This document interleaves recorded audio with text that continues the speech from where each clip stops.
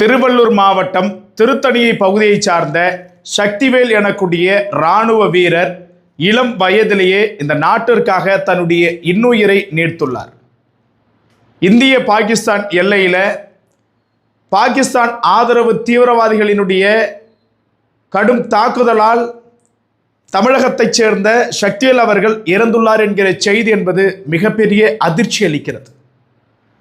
இந்த விடயத்திற்கு கூட தமிழகத்தில் இருக்கக்கூடிய அரசியல்வாதிகளில் எவரும் பேசாத, வருத்தம் கூட தெரிவிக்காத சூழலில் முதலாக இறந்து போன அந்த இராணுவ வீரருக்காக மருத்துவர் அன்புமணி ராமதாஸ் அவர்கள் குரல் கொடுத்திருக்கிறார். குரல் கொடுத்ததோடு மட்டுமின்றி அந்த குடும்பத்தாருக்கு 50 லட்சம் ரூபாய் நிவாரணத் தொகையும் அவர்தம் குடும்பத்தில் ஒருவருக்கு அரசு பணி வழங்க வேண்டும் என்கிற ஒரு வேண்டுகோளையுமே விடுத்திருக்கிறார். இந்த தருணத்தில் ஒரு குடிமகனா நம்மளுடைய ஒரு வேண்டுகோளா என்ன இருக்குதுன்னாக்க, இப்போ பொதுவாகவே தமிழகத்தில் மட்டும் இல்லாமல் இந்தியாவில் இந்த நாட்டுக்காக நிறைய பேர் உயிர் நீத்துகிறார்கள். ஆனால் அதில் குறிப்பிட்ட ரேங்க்ல இருக்கக்கூடியவங்க, கேட்டகரியில் இருக்கிறவங்களுடைய மரணத்திற்கு மட்டும்தான் சிலை வைக்கப்படுகிறது. அதுவும் ரொம்ப ரொம்ப குறைவாக.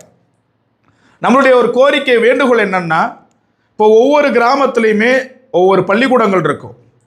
இது போன்று வீர மரணம் அடையக்கூடிய இராணுவ வீரர்களுடைய சிலையை, இது ஒரு வேண்டுகோள் தான், இராணுவ வீரர்களுடைய சிலையை அந்தந்த பகுதியில் இருக்கக்கூடிய பள்ளிக்கூடங்களில், அரசு பள்ளிக்கூடங்களில் நிறுவ வேண்டும்.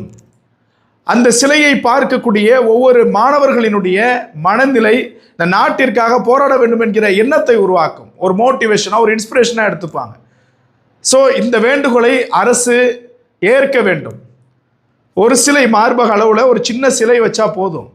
அந்த உயிர் நீத்த இராணுவ வீரருக்கும் பெருமை, அந்த குடும்பத்தாருக்கும் அது பெருமையாக இருக்கும்.